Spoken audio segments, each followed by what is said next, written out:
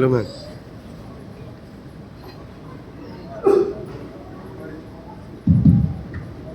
ये हमारा पहले का रिकॉर्ड रहा है कि जहां हम जाते हैं फ्यूज अक्सर उड़ी जाते हैं। आपने जो मान सम्मान दिया उसके लिए बहुत बहुत शुक्रिया। फिर से संजय धीमान आपकी सेवा में हाजिर है। मैं आप सबको MYL की 5वीं वर्षगांठ पे बहुत बहुत बधाइयां देना चाहता हूं। जैसे TS धीमान सर ने कहा कि अगर हम बहाने छोड़ दें तो जिस काम के लिए परमात्मा ने हमें इस पृथ्वी पे भेजा है हम उसको बहुत ही बेहतरीन तरीके से कर सकते हैं। मैं भी रामायण की बात करना चाहूंगा कि जिस समय अंगद को कहा कि अंगद जाओ तुम सीता का पता लगा के आओ, तुम कैप्टन हो टीम के, तुम सीता माता का पता लगा के आओ, तो अंगद के मन में संशय पैदा हुआ, शंका पैदा हुई। उन्होंने कहा प्रभु मैं जा तो सकता हूं लेकिन मुझे आने में थोड़ा ऐसा लग रहा है कि मैं वापस नहीं आ पाऊंगा। आप मुझे एक बात बताइए कि ये सच्चाई थी या झूठ? कोई ये कहे कि मैं लुधियाना में जा तो सकता हूं लेकिन बिहार वापस नहीं आ सकता, ऐसा कभी हो सकता है? कहीं जाना हो तो उसका रास्ता भूला जा सकता है लेकिन घर आने का रास्ता कोई नहीं भूलता। तो इसका मतलब ये है कि उसने प्योर, एकदम प्योर बहाना बनाया था। कौन? किसने? अंगद ने। उसने कहा कि मुझे शंका है कि मैं वापस नहीं आ पाऊंगा। और उसके बाद जामावंत ने हनुमान का चुनाव किया कि जाओ हनुमान तुम सीता का पता लगा के आओ। कौन नहीं जानता है जग में कभी संकट मोचन नाम तिहारो। उनको मोटिवेट किया, उन्होंने कहा यस मैं जाता हूं। कोई बहाना नहीं। नतीजा क्या निकला? भगवान श्री रामचंद्र जी के उसके बाद जितने भी काम हुए उसमें हनुमान ही आगे था। उन्होंने एक का चुनाव कर लिया, दोबारा किसी का चुनाव करने की जरूरत पड़ी ही नहीं। दोस्त आज हम अपने हाथों में रोज नहीं तो मंगलवार और शनिवार को मंगलवार या शनिवार को हनुमान चालीसा जरूर पढ़ते हैं। यही अंगद चालीसा हो सकता था अगर वो बहाने ना मारता तो। दुनिया में सबसे आसान काम पता क्या है? आप मेरी बात से कितने सहमत होते हैं? कुछ अभी होंगे, कुछ बाद में होंगे, कुछ उम्र के बाद होंगे, लेकिन गारंटियां होंगे। कोई बता सकता है दुनिया में सबसे आसान काम क्या है? और क्या हो सकता है? और क्या हो सकता है? मां के हाथ की बनी हुई रोटियां खाना, बहाने बनाना, और सबसे आसान काम है बच्चा पैदा करना। लेकिन दुनिया का सबसे मुश्किल काम है उस बच्चे को अपने पैरों पे खड़ा करना। एक औरत की डिलीवरी हो रही थी, चिल्ला रही थी, पति पास में खड़ा था, कहता डार्लिंग टेंशन ना ले, थोड़े समय का ही दर्द है। कहती बहुत दर्द हो रहा है, बहुत पेन हो रहा है, मैं चाहती हूँ अगले जन्म में तुम भी औरत बनो तो तुम्हें पता चले कि दर्द क्या होता है। तब बंदा कहता है भाग्यवान तूने तो ये अभी आधा घंटा ही दर्द लेना है, ये जब तक अपने पैरों पे खड़ा नहीं होगा मुझे तो तब तक दर्द लेना।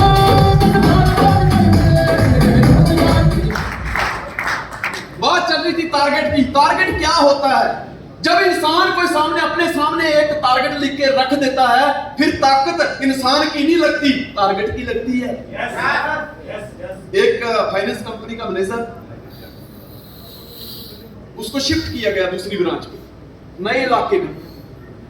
अब फाइनेंस जैसे 31 मार्च का समय आता है तो उसको टारगेट बहुत मिलते हैं। तो वो एक नाई के पास जाता है बाल कटवाने। नाई के पास जैसे ही बैठता है कहता क्या करना है? कहता बाल काटने। कहता काम क्या करते हो?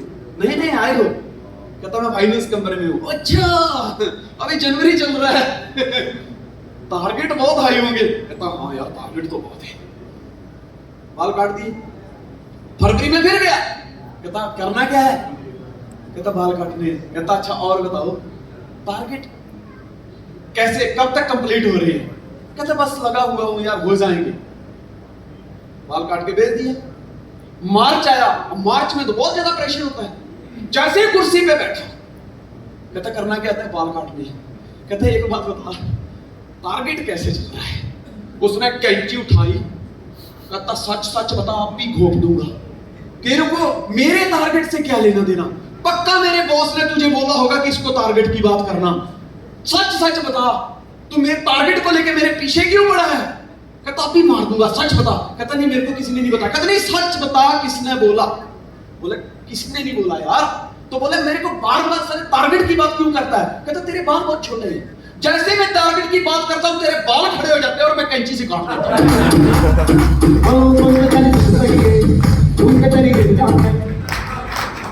तो दोस्त, टारगेट वो चीज होती है।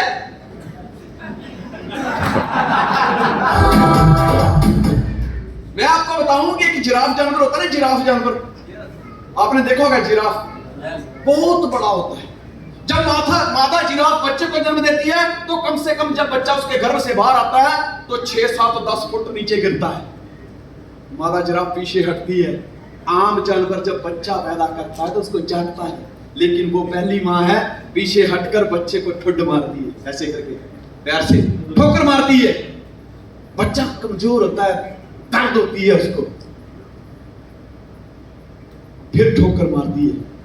बच्चा यहां से बाहर गिरता है, ऐसे मां की तरफ देखता है, कांपता है, फिर ठोकर मारती है। वो तब तक ठोकर मारती है जब तक वो अपने पैरों पर चलने न लग जाए। एक जानवर जानता है कि ये दुनिया बहुत जालिम है, अगर इस संसार में जिंदा रहना है तो अपने पैरों पर खड़ा होना पड़ेगा, वरना दुनिया वाले को चलना पड़ेगा।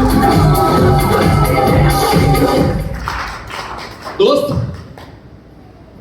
बात चल रही है टारगेट की, बात चल रही है मैंने अपने मम्मी पापा का सपना पूरा करना है। जैसे महक ने कहा कि मेरा सपना माता पिता को कार गिफ्ट करना, ऐसे हर कोई सपना लेके आता है। लेकिन आप आज देखते हैं मार्केट में हो क्या रहा है। मैं आपको एक बहुत ही इंटरेस्टेड और सच्चाई है, ये अमर रहेगी। ये जो कहानी है, मैंने जिंदगी में बहुत कहानियां सुनाई, मैं शर्त लगाता हूं कहीं जाने की जरूरत नहीं है, अपने सिर का एक बाल रखूं, मैं कहानी सुनाऊंगा। बाल खत्म हो जाएंगे, मेरी कहानियां खत्म नहीं होंगी। और कहानियां सिर्फ बातें नहीं है, मीनिंग वाली होंगी। मेरी इस कहानी ही बिकती है। और ये जो कहानी मैं आज आपको सुनाने जा रहा हूं, वो आपके दिल में तो पूरी जिंदगी अमर रहेगी, लेकिन ये इतिहास में भी अमर रहेगी। ये सही है, थी और पूरी जिंदगी रहेगी। आज के हिसाब से मैं इसको रिलेटेड कर रहा हूं कि क्या होता है कि एक व्यक्ति की शादी होती है। व्यक्ति बड़ा गरीब होता है, खेतों में काम करता है, घास काटता है, मजदूरी करता है। शादी होती है तो फ्रॉम फर्स्ट डे वो भी कमिटमेंट करते हैं, कहते हैं यार देख, हम दोनों बहुत गरीब हैं, पर हमारे घर में जो आने वाले टाइम में जो औलाद होगी, बेटा होगा या बेटी होगी, हम उसको खूब पढ़ाएंगे, दोनों मेहनत करेंगे, पढ़ाएंगे। हम तो नहीं पढ़ पाए, लेकिन हम उसको पढ़ाएंगे। और वो बच्चा जब उसके हाथ में डिग्री होगी तो वो बच्चा हमारी जो गरीबी है उसको दूर करेगा। ये भी एक सपना है, टारगेट है। अब हुआ ऐसे कि ठीक 1-1.5 साल के बाद उनके घर में एक नन्हे से बेटे ने जन्म लिया। बड़े खुश दोनों, कहते यार खुश भी है, भगवान ने बेटा दिया है, हम दोनों मजदूरी करके ना इस बच्चे को खूब पढ़ाए, खूब पढ़ाए। जिस दिन ये डिग्री लेके आएगा ना, हमारा नाम रोशन कर देगा और हमारी गरीबी दूर हो जाएगी। हमारे हालात यही बदल सकता है, क्योंकि अब हमारा तो टाइम पढ़ने का चला गया। हम नहीं पढ़ सकते, लेकिन हम दोनों मिलकर इसको पढ़ा सकते हैं। उन्होंने खूब मेहनत की, बच्चे को इंजीनियरिंग करवाई इसको। अब कल उसको डिग्री मिलने वाली थी, माँ बाप को रात को नींद नहीं आ रही, क्योंकि जब हमने मेहनत की हो, 25 पॉइंट, 50 पॉइंट, 100 पॉइंट बने हो और बेटी सर कहे कल आपका चेक शो होने वाला है, भाई साहब नींद आती है? नहीं आती ना। अब उसके हाथ में तो डिग्री आने वाली थी, जिनका ख्वाब बहुत समय पहले ही माँ बाप ने देख लिया था। रात भर नींद नहीं आई, बच्चा भी बड़ा खुश है, कहा तो मेरे हाथ में डिग्री लग जाएगी, अब तो मैं देखना ये कर दूंगा, वो कर दूंगा। सुबह हुई, माँ ने बेटे को तैयार करके भेजा, डिग्री हाथ में आ गई इसके। अब पहले दिन नींद इसलिए नहीं आई कि कल बच्चा डिग्री लेके आएगा, अब नींद इसलिए नहीं आ रही है कि आज हमारे बच्चे के पास डिग्री आ गई। दूसरे दिन माँ ने उसको रोटियां वगैरह पैक कर दी और बोले बेटा जा अब नौकरी ढूंढ के। बेटा अपनी डिग्री हाथ में लेकर किसी एक कंपनी में जाता है, तो वो सामने वाले पता क्या कहते हैं, सर सॉरी, थैंक यू, आप बहुत पढ़े लिखे हैं, आपके लायक हमारे पास जॉब नहीं है, क्योंकि आपने पढ़ाई ज्यादा की है, उतनी हम आपको सैलरी नहीं दे सकते, सॉरी, पर आपने पढ़ाई ज्यादा की है सर। वो बेचारा वहां से निकल गया, दूसरी जगह गया, जाके डिग्री दिखाई, तो सामने वाला क्या होता ये क्या डिग्री है, इससे भी बड़ा डिग्री होल्डर मेरे पास आया था यार, कोई वैल्यू नहीं, निकल। कहीं उसको ये कह के ठुकरा दिया गया कि तेरी डिग्री बड़ी है, और कहीं ये कह के ठुकरा दिया गया इस डिग्री की कोई वैल्यू नहीं। ऐसे करते करते 2-3 महीने बीत गए। अब माँ जो थी वो बीमार रहने लगी, कभी डॉक्टर के पास, कभी वैद्य के पास, कभी हकीम के पास माँ को दिखाया जा रहा है। माँ की हालत दिन पर दिन बिगड़ती चली गई। बच्चे को लगा कि मेरी माँ का दिल टूटा है, क्योंकि उसने पूरी जिंदगी की कमाई मेरे पे लगा दी, आज मेरे पास जॉब नहीं है और माँ को यही सदमा लगा हुआ है, इसकी वजह से माँ के ऊपर कोई दवाई असर नहीं कर रही। अब क्या होता है कि बच्चे को जब ये पता चल गया तो उसने बोला कि कल से मैं जॉब दोबारा ढूंढूं। अब नौजवान 23, 24, 25 साल का लड़का कहता मामा आज मैं नौकरी ढूंढने जा रहा हूँ। माँ कहती ठीक है बेटा, बड़ा खुश। वो चलते चलते ऐसे गर्मी का टाइम होता है ना, एक जू में पहुंच जाता है, वहां जाके देखता है जानवरों की हालत, तो जानवर बेचारे वो पिंजरे में कोई पक्षी ची चू चां चू कर रहे हैं, उनके बीच में क्या होता है, कहता है यार मैं ही मुसीबत में नहीं हूं, यहाँ तो दुनिया का हर बच्चा हर शय हर प्राणी मुसीबत में है यार। और वो चक्कर खा के वहीं गिर जाता है। तो वहां एक वॉचमैन रखा होता है ना, वो आता है, कहते हैं नौजवान व्यक्ति, उसके मुंह पे पानी के छींटे मारता है और उसको ना पंखा हिलाता है, उसके ऊपर हवा देता है, देसी फैन होता है ना, हवा देता है उसको। थोड़ी देर के बाद वो उसको होश आती है, कहता है नौजवान तू यंग है यार, तू ऐसे बेहोशी में कैसे पड़ सकता है, तुझे चक्कर क्यों आ रहे हैं, क्या हो गया? उसने उसका हाथ पकड़ा, भाई बचाया क्यों यार, मरने दिया होता। बोले क्यों? बोले मेरी माँ को मरते हुए मैं नहीं दे सकता, मैं उसका सपना पूरा करना चाहता हूँ, मेरी माँ बीमार रहती है, मुझे नौकरी पे रख ले यार, कहीं नौकरी दिला दे। वो कहता मैं खुद नौकर हूँ यहाँ पे, कहता कुछ नहीं कर, मुझे नौकरी दिला दे। उसके मन में ख्याल आया, उसने कहा देख 4-5 दिन पहले की ना हिरनी मर गई है, उसके छोटे छोटे बच्चे हैं, दिन तो उनका कैसे भी निकल जाता है, लेकिन जब रात को अपनी जगह अपने घोंसले में आते हैं ना, तो बच्चे माँ को ढूंढते हैं। तू एक काम कर, तुझे डेली का 100 रुपया देंगे, सुबह और शाम को हिरनी की खाल पहन के उन बच्चों का मन बहला देना। कहता मंजूर है। उसको मतलब पैसे से नहीं था, उसको मतलब था नौकरी से।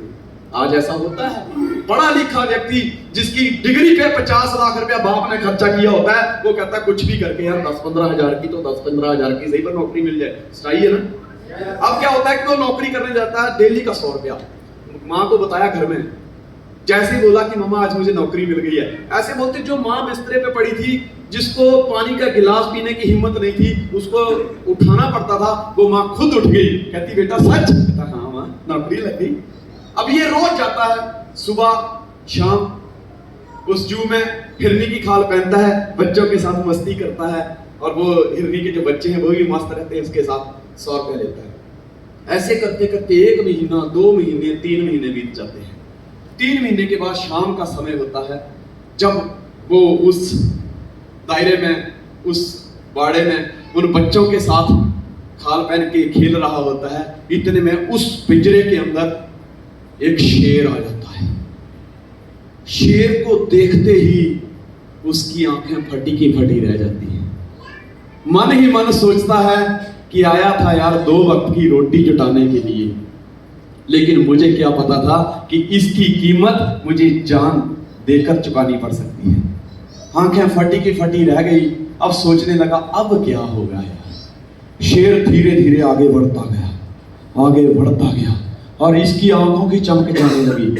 शेर ने पंजा मारा उसकी पीठ पे और कहा घबरा मत दोस्त, मैं भी एमएससी का स्टूडेंट हूं।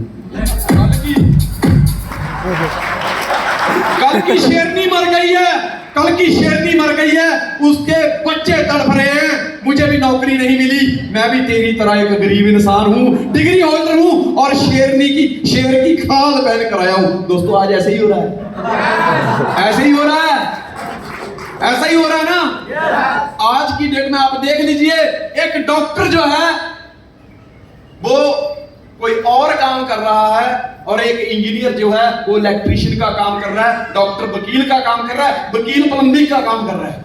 मतलब आज डिग्री होल्डर ने जो आज आपको दिख रहा है ना सामने से कि आई एम समथिंग, नो, देखिए अंदर क्या है, कुछ और है। जो खाल पहन के घूम रहा है, हर कोई आज तड़प रहा है नौकरी के लिए, और ये कहानी पूरी जिंदगी अमर रहने वाली है, ऐसे ही होने वाला है। और जैसे टीएस मान ने कहा, ऐसे ही सबका चलता है। लेकिन मैं आपको एक बात बता दूं कि ये प्लेटफॉर्म ऐसा प्लेटफॉर्म है कि यहाँ पे हिरन को शेर और शेर को हिरन नहीं बनाया जाता, यहाँ हर प्राणी को शेर बनाया जाता है।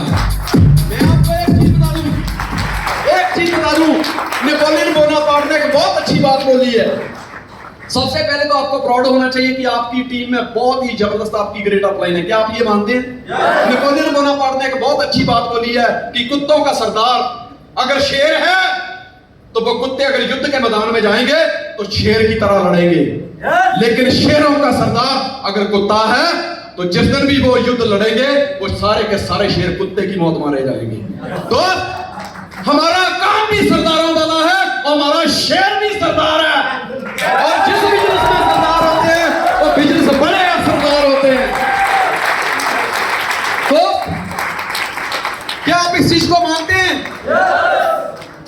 8 PM बहुत लोगों ने पीकर देख ली, कहता जाम पे जाम पीने से क्या फायदा, सुबह होते ही उतर जाएगी। अरे एक बार प्याली पी ले तो 8 AM की, तेरी पूरी जिंदगी सुधर जाएगी। बात कमिटमेंट की चल रही है। हमने देखना है मार्केट में कि कितने शेर, कितने डिग्री होल्डर हिरन की खाल पहन के घूम रहे हैं। अब मौका है उनकी खाल उधेड़ने का, और उनको शेर बनाने का मौका है। और मैं कहता हूं कि यू आर वेरी लकी, परमात्मा ने एम्पायर के रूप में ये मौका आपको दिया। बची टारगेट की बात, तो मैंने पहले बताया था टारगेट तो खुद ही इतना पावरफुल होता है। मुझे एक कहानी और याद आ रही है, फिर मैं वाइंड अप करूंगा। और ये बात तो पक्की है कि आप हमें भी भूल पाओगे। मैं हमेशा कहता हूं कि मोहम्मद रफी ने एक बात कही थी, जब कभी भी सुनोगे गीत मेरे, संग संग तुम भी गुनगुनाओगे। मैं कहता हूं जब कभी भी सुनोगे डीवीडी मेरी, संग संग तुम तालियां बजाओ। एक बार क्या होता है, एक डिग्री होल्डर कोई काम नहीं मिलता, जाता बैंक से लोन लेता है और एक पोल्ट्री फार्म खोलता है। पोल्ट्री फार्म खोलता है तो क्या उसने देखा कि पोल्ट्री फार्म खोलूंगा, मुर्गियों का नेटवर्क बनाऊंगा, काफी मुर्गियां होंगी, रोज अंडे देगी, अंडे बेचूंगा और पैसे कमाऊंगा, लोन उतार दूंगा, पैसे वाला। अब होता क्या कि 1 महीने 2 महीने 4 महीने, अब वो कैलकुलेशन में पड़ता है कि यार जो मेरा लोन है उसका जो EMI है वो 30,000 रुपया महीना है, लेकिन मुर्गियों से पैसा आ रहा है बचत के बाद 25,000, 5,000 तो घर का जा रहा है। क्या किया है? एक दिन आया उसके मूड में, उसने 8 PM लगा ली, खंजर निकाली और मुर्गियों के फॉर्म में गया, कहता मुर्गियों कान खोल के सुन, ये एक अंडा देने का खेल बहुत हो गया, ये 5 पॉइंट 10 पॉइंट 15 पॉइंट 20 पॉइंट का खेल बहुत हो गया। अब तो आर पार की जंग होगी। आज तो 500 पॉइंट से नीचे अगर एम्पायर में बन रहे हैं तो इसका मतलब आप कुछ भी नहीं कर रहे। अब उसने खंजर निकाले, बोला मुर्गियों ये एक जो सदियों से चलता आ रहा है परंपरा, एक अंडा देने की, आज से खत्म। मुर्गियों के कान खड़े हो गए, बोले कल से 2 अंडे चाहिए तभी टारगेट पूरे हो सकते हैं, तभी खर्चे निकलेंगे, और जो एक अंडा देगा जिसने भी, इसी खंजर से काटूंगा। अब 1 महीने बाद साहब लगाया गया तो सब मुर्गियों ने 2-2 अंडे दिए, एक को छोड़ के, एक ने 1 ही अंडा दिया। उसने फिर खंजर निकाली, बोला कौन है ये गुस्ताख जिसको मेरी बात क्लियर सुनाई नहीं दी, किसने ये गलती की है, एक अंडा किसके हिस्से का बाकी है। तो सामने से एक मुर्गा निकल गया, उसने कहा उसने कहा जनाब मैं वो गुस्ताख हूं, हमारी परंपरा है, हमारे दादा परदादा यहां से आके चले गए, कट गए, लेकिन कभी जिंदगी में अंडा नहीं दिया। ये तो आपके टारगेट के प्रेशर में आके मैंने एक दे दी।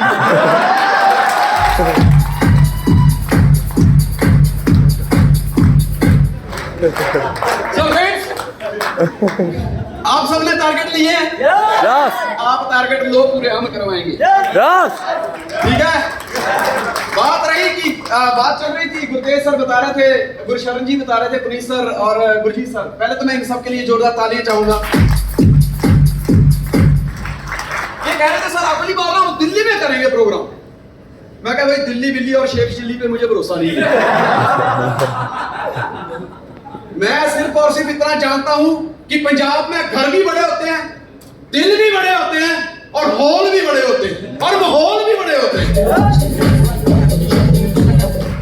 अगली बार जब सेमिनार, बड़े से बड़ा भी सेमिनार होगा ना यार, तो वो पंजाब में ही लगाएंगे। मेरी तो ये कमिटमेंट है। क्या आप ये कमिटमेंट देने के लिए तैयार हो? तैयार हो? तैयार हो? तो लगा दो आग पानी में, जाओ लगा दो आग पानी में। शरारत हो तो ऐसी हो, लगा दो आग पानी में। शरारत हो तो ऐसी हो, घर घर में पहुंचा दो ATM को। अगर बगावत हो तो ऐसी हो। Thank you, wish you all the best.